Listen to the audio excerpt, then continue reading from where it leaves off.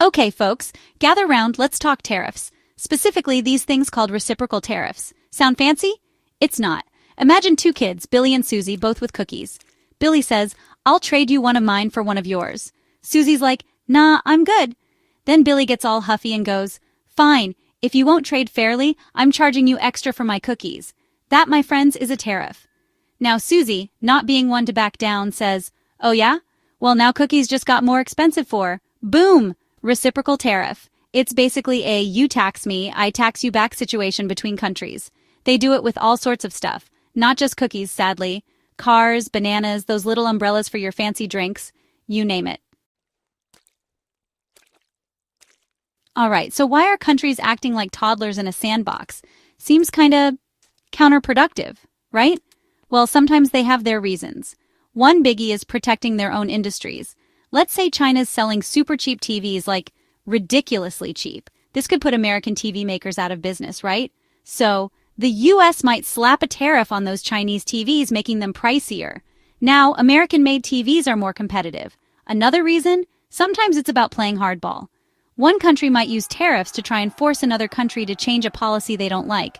It's like a big, complicated game of economic chess. Except instead of horses and pawns, you've got soybeans and steel. High stakes, folks. Now you might be thinking, hey, protecting your workers and industries sounds kinda reasonable. And you'd be right, but hold your horses because these tariff things can backfire faster than a discount firework. See, when countries start throwing tariffs around like confetti, things can get messy, prices go up for everyone, businesses get nervous, and consumers, that's you and me, end up paying more for stuff. And get this, sometimes it even hurts the very industries they were trying to protect. If a country can't get the cheap parts they need because of tariffs, their own products become more expensive to make. Oopsie daisy. It's like trying to untangle Christmas lights.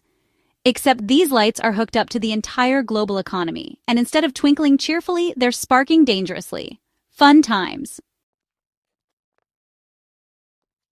Section 4. Tariff Wars, a tale of two countries. Remember back in the day when the United States and China were locked in a trade war? Yeah, that was fun. Tariffs everywhere. It was like a tariff-themed party, but nobody was having a good time. The United States put tariffs on Chinese goods, China retaliated with their own tariffs, and round they went. Prices soared, businesses struggled, and everyone got a little bit poorer and a whole lot more frustrated. And for what? Well, there were some agreements reached eventually, but it took a while and the whole thing left a sour taste in everyone's mouth. Moral of the story? Tariff wars are messy, unpredictable, and rarely have clear winners. It's like watching two toddlers fight over a toy. Except the toy is the global economy, and the toddlers are nuclear-armed superpowers. Section 5. So, are these things good or bad? Ah, the million-dollar question. Are reciprocal tariffs good or bad? Well, like most things in life, it's complicated. They can be a useful tool for protecting domestic industries and giving countries leverage in trade negotiations.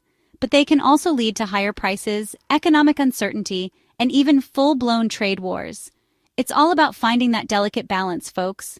Like walking a tightrope, while juggling chainsaws, while blindfolded. Easy peasy, right? So the next time you hear about reciprocal tariffs, remember, it's not just about economics. It's about politics, it's about power, and it's about those delicious, delicious cookies.